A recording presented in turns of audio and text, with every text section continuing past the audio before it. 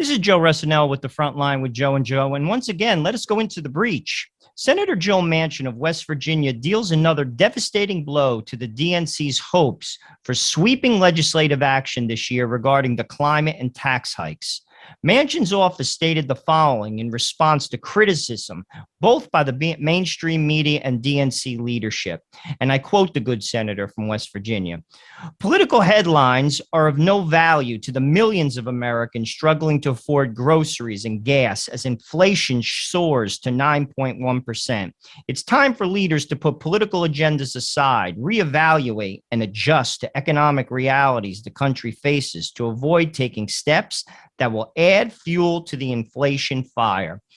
When one objectively listens to Joe Manchin's words, I think it's easy to conclude that he gets it. He simply does. Policies have been put in place and they're not working, and it's time to recalibrate. I think also, if one is objective and looking purely on the surface, you can conclude that the DNC leadership doesn't get it. Their policies aren't working. But I am going to disagree with people who think the DNC leadership don't get it, because they do. They do get it. And please let me explain. There's an old saying, personnel is policy. And Biden surrounded himself with ideologues. What I mean by that is in his administration, they are ideologues. And what are ideologues concerned with? Obviously, ideology. And what we're seeing in the exchange between Joe Manchin and the leadership of the DNC is ideology trumps results.